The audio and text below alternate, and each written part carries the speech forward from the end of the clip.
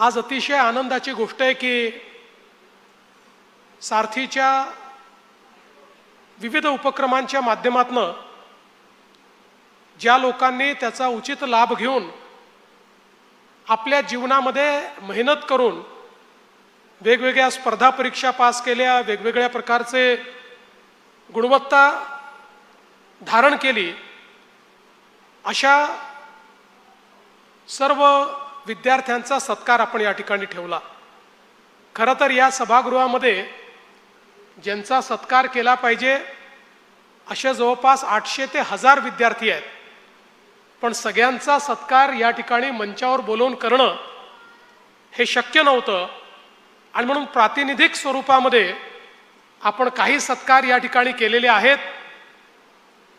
ज्यांचा सत्कार झाला त्यांचं तर मी अभिनंदन करतोच, पण ज्यांचा आम्ही करू शकलो नाही त्यांचाही सत्कार झाला असं आपण सर्वांनी समजावं आणि त्यांचंही या ठिकाणी खरं म्हणजे अतिशय मनपूर्वक मी अभिनंदन करतो। आणि सारथीचं संचालक मंडळ असेल, अधिकारी असतील, कर्मचारी असतील, या सगळ्यांचं अतिशय मनापासून या ठिकाणी अभिनंदन करतो। जसं आत्ताच वहिनींनी सांगितलं, सारथीच्या माध्यमातून UPSC मध्ये 140 आणि MPSCतून 1124 आपल्या मराठा समाजाचे युवक आणि युवती हे आज विविध प्रशासकीय सेवांमध्ये त्या ठिकाणी दाखल झाले आहेत। बँकिंग परीक्षांमधनं देखील 500च्या वर तरुण तरुणी त्या ठिकाणी सिलेक्ट झाले आहेत आणि वेगवेगळ्या प्रशिक्षणाच्या माध्यमातून 13,000 पेक्षा जास्त या ठिकाणी प्रशिक्षित होऊन आता रोजगारक्षम किंवा रोजगाराला लागलेले अशा पद्धतीनं आपल्याला तरुण तरुणी दिसतात। जवळपास 2 लाखापेक्षा जास्त लोकांचं प्रशिक्षण हे सारथीच्या माध्यमातून या ठिकाणी झालेलं आहे। त्यामुळे निश्चितपणे एक मोठं कार्य सारथीने या ठिकाणी केलं, याबद्दल माझ्या मनामध्ये कुठलीही शंका नाही। मला आठवतं की 2015-16 साली ज्यावेळी मराठा आरक्षणाच्या संदर्भात मोठ्या प्रमाणात मोर्चे निघाले आणि देशाच्या इतिहासामध्ये एवढे शांत मोर्चे, हजारो लोक ज्या मोर्चांमध्ये सामील आहेत, पण एकही नारा नाही, गडबड नाही, गोंधळ नाही, अतिशय शिस्तीमध्ये छत्रपती शिवरायांच्या प्रतिमेचं वंदन करून या मोर्चांनी एक वेगळीच उंची त्या ठिकाणी गाठली आणि समाजामध्ये आपली मागणी मांडण्याकरता एक अभिनव अशा पद्धतीची एक व्यवस्था ही आपल्याला दाखवली।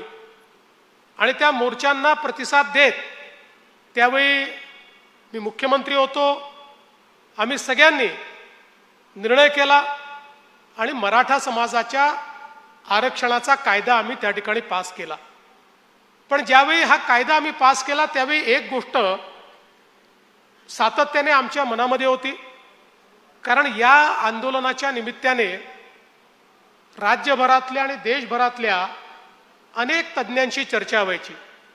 मराठा समाजातले अनेक विचारवंत, बुद्धिवंत, विशेषज्ञ यांच्याशी चर्चा व्हायची की ही जी काही परिस्थिती आपल्याला पाहायला मिळते, एवढा मोठा समाज आहे, अनेक वर्ष ज्या समाजाने गावगाड्याचा कारभार हाकला, ज्या समाजाने स्वराज्याच्या स्थापनेमध्ये एक अत्यंत मोलाची भूमिका निभावली, ज्या समाजामध्ये राजकीय क्षेत्रामध्ये एक मोठी प्रगल्भता पाहायला मिळते, तो समाज एक मोठा वर्ग त्यातला आजही हा आपल्याला सामाजिक आणि विशेषतः शैक्षणिक आणि आर्थिक दृष्ट्या मागासलेला का दिसतो?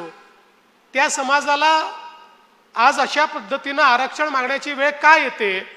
या दृष्टीनं खूप लोकांशी चर्चा आम्ही केली आणि त्या चर्चेच्या अंती असं लक्षात आलं की हा प्रश्न केवळ एका आरक्षणाने सुटणार नाहीये। आरक्षण तर महत्त्वाचं आहेच, ती मागणी योग्यच होती, पण त्याच्यासोबत आपल्याला जोपर्यंत सामाजिक आर्थिक परिवर्तनाच्या वेगवेगळ्या योजना आणि सामाजिक आर्थिक परिवर्तनाची वेगवेगळी उपकरणं हे आपण सुरू करत नाही तोपर्यंत समाजामध्ये विशेषतः जे एक प्रकारे निर्वासित आहेत, जे लोक समाजामध्ये मागे राहिले आहेत, अशा लोकांना या स्पर्धेच्या युगामध्ये आपण आणू शकणार नाही. आणि मग आरक्षण दिलं तरी देखील समाजातला एक वरचा वर्ग हाच त्या आरक्षणाचा लाभार्थी ठरेल आणि गावातला गरीब तरुण हा कदाचित त्याचा लाभार्थी ठरू शकणार नाही किंवा त्याला तिथपर्यंत पोचायला वेळ लागेल.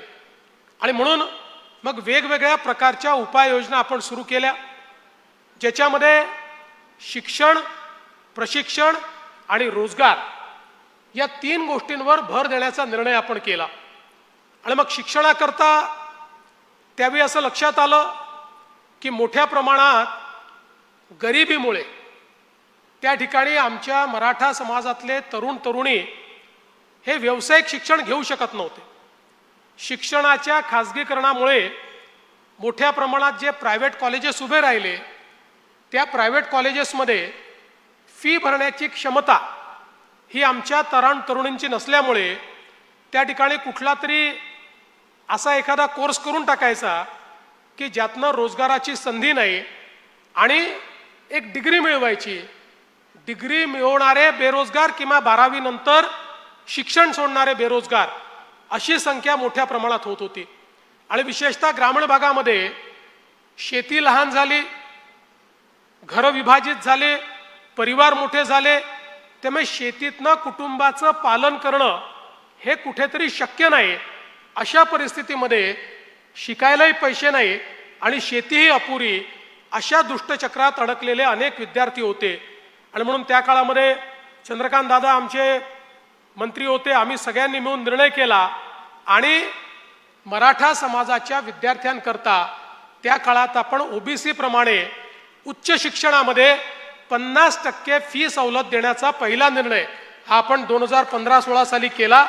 आणि जवळपास 506 कोर्सेसमध्ये वेगवेगळ्या प्रकारच्या इंजिनिअरिंग, मेडिकल, MBA, BBA अशा फार्मसी 506 कोर्सेसमध्ये मराठा समाजाच्या मुलामुलींना आपण 50% फीची सवलत हा देण्याचा निर्णय केला.